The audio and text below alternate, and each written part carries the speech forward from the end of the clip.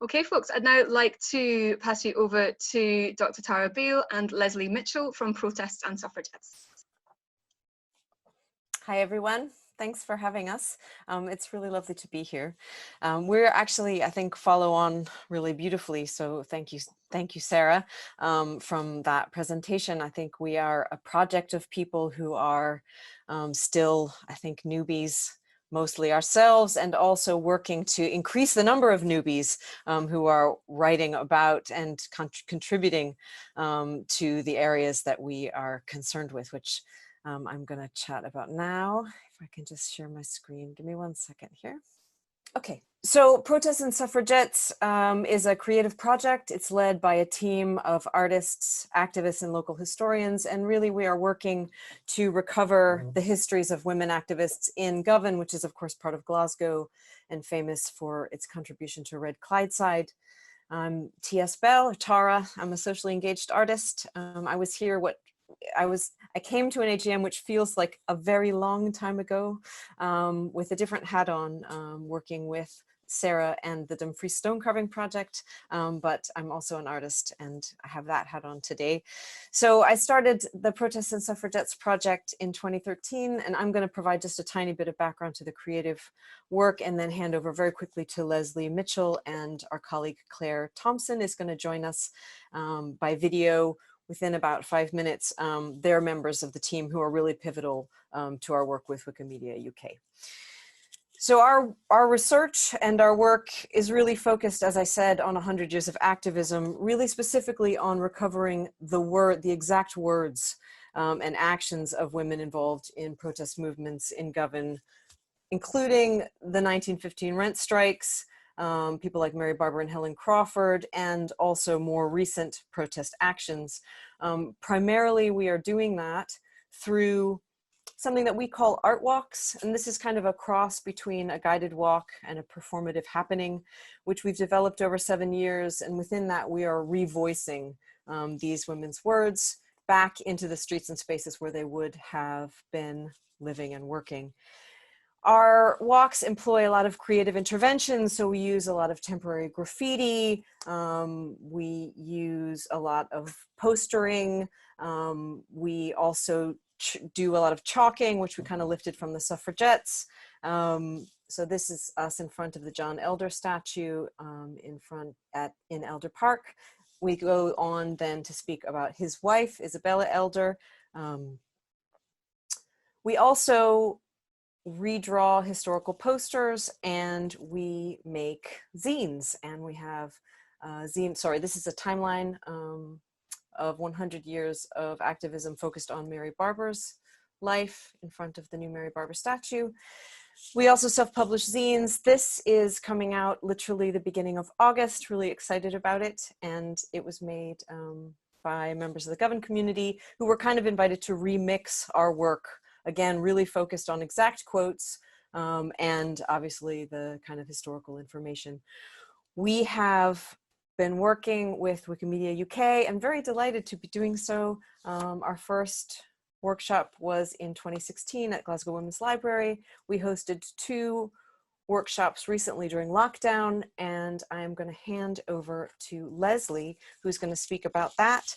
I would just say that Wikipedia really allows us, I think, exponentially to increase the sort of reach, and also obviously gives longevity to the project and increases the focus on these women's words and stories. We created a number of video conferencing backgrounds for our recent Zoom workshop, and I would encourage you to download them and use them as much to your heart's content.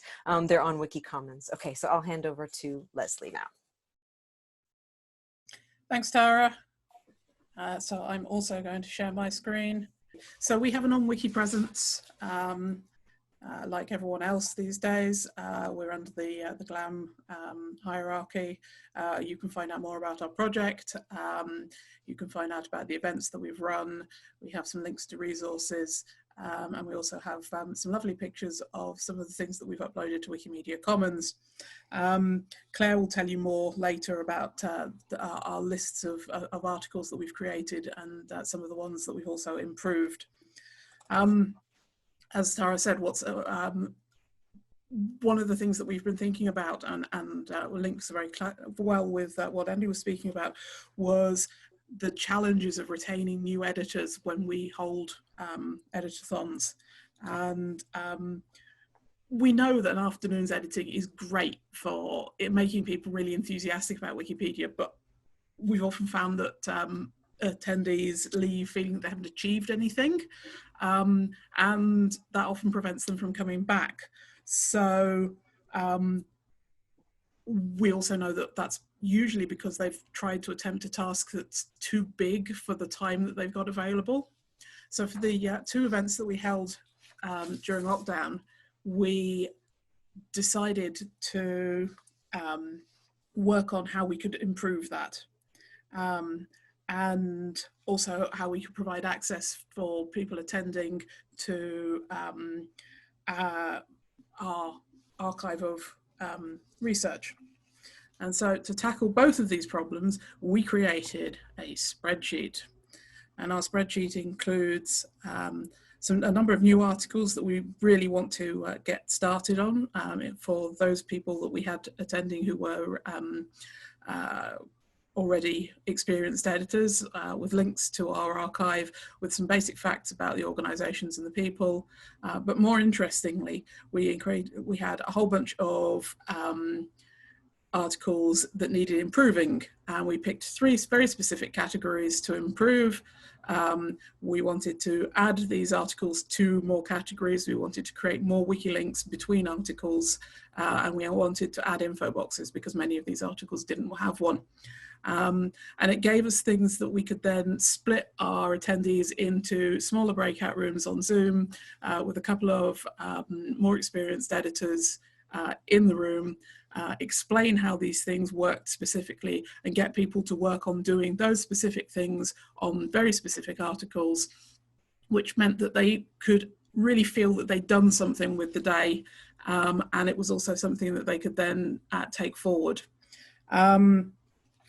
And we got some really, really good feedback from our attendees about this. But the other thing we really found was that people were really interested in a regular collaborative editing session. So like a workshop, but not rather than 5 hours on one day, just a couple of hours every couple of months or every month that they could drop into and just keep editing.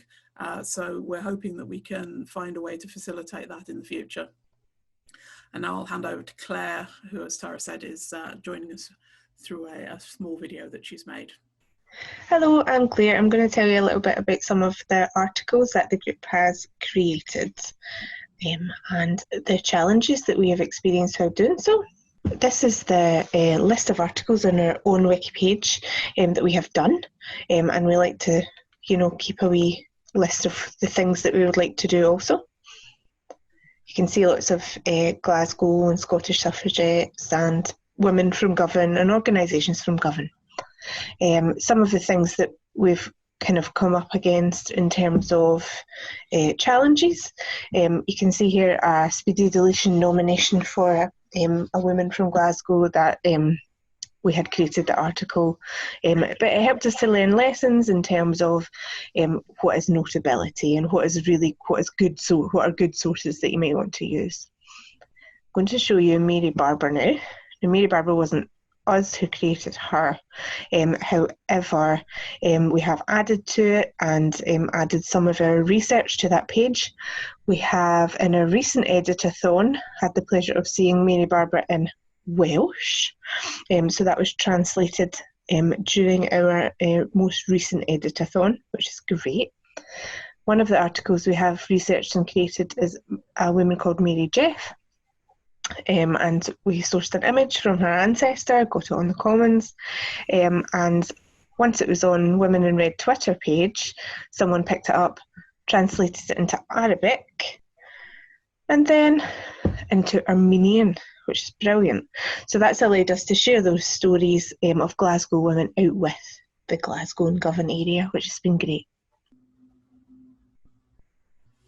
Okay, so that is basically us. I mean, I think the only last thing that I would say there we go. So you can see our contact information, also GLAM